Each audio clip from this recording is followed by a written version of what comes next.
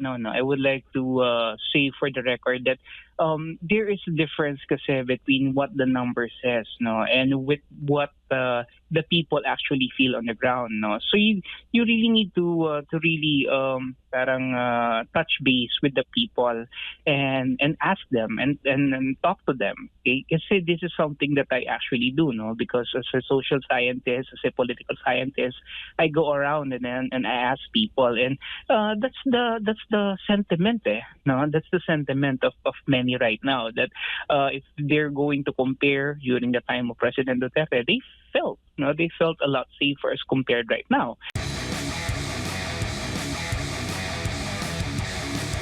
Ano ho ba yung assessment po ninyo sa naganap na Senate hearing kaugnay nga po dito sa drug war ng Duterte administration? Yes, actually, I was there. No, I was physically present sa gallery, and I intently observed the proceedings mula nung umpisa, no, hanggang sa matapos siya. Actually, we ended up really quite late already, no, mga past 8 na yata natapos yung hearing. Pero the way I see it, I believe it's really a very smooth hearing. I think I would also like to give credit to the chairman of the hearing, Senator Coco Pimentel, no, because he was able to, really organize and set the tone for the hearing. He was able to also pacify both camps whenever things get a bit heated. I think he was able to really navigate us through the hearing quite well. No? So that's a very good thing. But I think the highlight of the hearing really was the remarks, no, or the remarks that were made by President Duterte.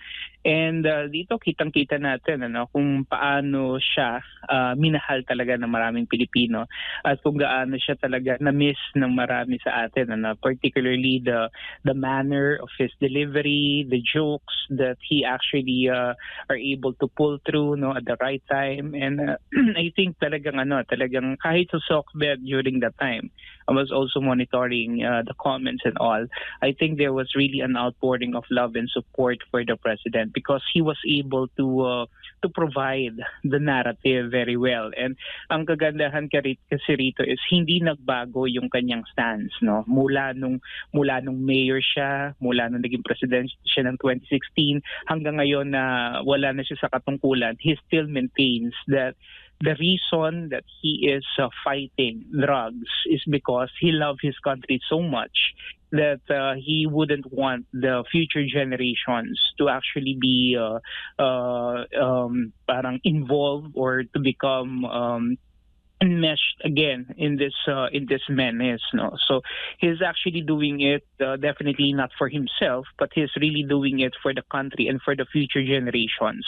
He doesn't want this country to be destroyed, and he believes that the only thing and the one thing that will put us in peril, of course, is drugs. Kasi nga maganda yung kanyang maganda yung spin kasi na yung drugs siyang dahilan din kung bakit may kriminalidad, kung bakit may corruption, kung bakit maraming mga nangyaring hindi maganda sa ating lipunan. So I think he maintained that, no? Hindi nagbago yung kanyang tono, yung kanyang naratibo mula noon hanggang ngayon. So I think that's good about his statement. Opo, pero personally, Prof, sa inyo, maganda ho bang naidulot ng drug war ng Duterte administration?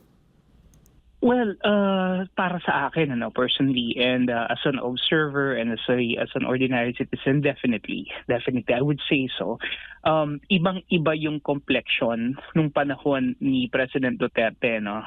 During that time, you feel safe, no? I mean, I think many of our countrymen also will comment on the same thing. You feel safe, especially if you are sabihin na natin, a citizen who does the right things, no? In short, mas maganda at mas naging maayos yung ating buhay noon in terms of peace and order during that time.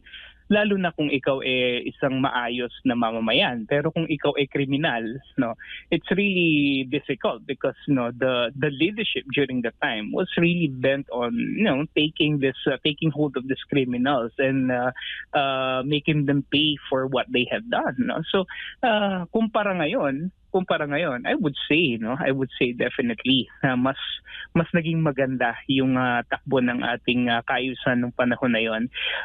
Ngayon nga medyo nakakalungkot dahil unti-unti, no, nakikita natin nagbabalikan na naman, tumataas yung criminality at nandiyan din yung mga maraming nawawalang mga bata, nawawalang mga tao, and I think this is also attributed to the onslaught again of rampant criminality. And sometimes nangyayari to in broad daylight, no? So I think we need to really, it all boils down to the leadership, so when you have a leader na kayang mag-impose at kayang magbigay ng isang kamay na bakal, talagang susunod at mayroong takot yung tao, no? Lalo na kung ikaw naman pero kung ikaw sabihin na natin maayos na mamamayan at wala ka namang nilalabag, wala kang ginagawang mali, hindi ka dapat mangamba. Pero Prof, iba naman po yung sinasabi ng Executive Department dahil nga sa kinontra nga nila itong sinabi ng dating Pangulo na naging laganap ngayon yung krimen sa bansa. At sabi ng Executive Department, mas bumaba nga kumpara sa mga nakaraan, no, nakalipas na mga taon. At mas dumami pa daw. Sabi pa ng PNP, may nabasa pa tayo, yung PNP na mas dumami pa yung krimen during Duterte administration.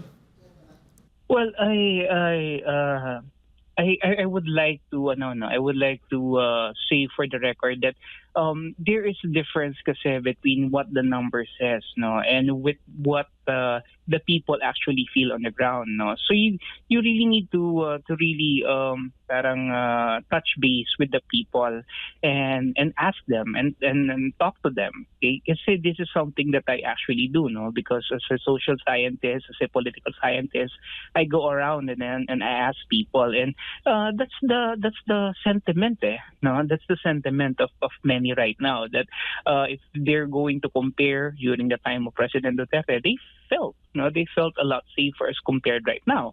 And siguro ang hindi nakikita rito ng ating kapulisan yung paglaganap ng mga petty crimes, no. Baka ang pinofocus lang nila yung mga malalaking krimen, no, pero may mga petty crimes, no, street crimes, no, na sinasabi natin na mas nagiging talamak at nanunumbalik ngayon, no, as compared during the time of President Duterte. So I would like to think, no, that sometimes it's different, no, what we see on the data, on what they have, as opposed to what the people actually feel on the ground, no. So if you really would like to know and experience, no, how it is, then you really have to be, number one, you have to observe. Number two, you have to talk to the people exactly doon sa level na nandoon sila sa ibaba para malaman mo talaga kung ano yung sentimiento nila. And based on what I'm seeing right now and based on what I'm hearing, definitely mas para sa kanila, no, mas naging maayos yung peace and order situation during the time of the Duterte. At nakatulong, Prof, yung mga pahayag o mga binabanggit ng dating Pangulo na mga matitindi laban dito, pagkondina niya laban sa mga kriminal. Sabi pa nga niya, papatayin yung mga kriminal, yung mga salot sa lipunan, lalo na kapag laban. Yes, kasi yun nga binabanggit ng Pangulo, and sabi nga rin ni Senator Bato de la Rosa is that the President is a master in war, no? So if you are a criminal and there is a chief executive, a president at that, who is actually telling you those things in your face, definitely it will send a strong message, a chilling message to you to reform your ways. Sabihin man natin na maaring hindi niya gagawin yon, pero kapag mayroong pagbabanta na gano'n, kung ikaw naman gumagawa ng mali, kahit paano mag-iisip-isip ka talaga, no, and babaguhin mo yung mga ginagawa mo, no. Pero iba naman kung yung presidente mo walang sinasabi o walang binabanggit na gano'n, di ba? Parang common understanding, and it's human nature na hindi naman talaga tayo pinagbabawalan pala. Wala naman sinasabing sige, tuloy na lang natin. Let's try the law, no? Pero iba kapag meron talagang tahasang pagbabanta. Kasi makikita mo na nandun yung pagsunod. Maaring hindi mong pagsunod dahil sa kagustuhan mo talaga, pero pagsunod dahil natatakot ka.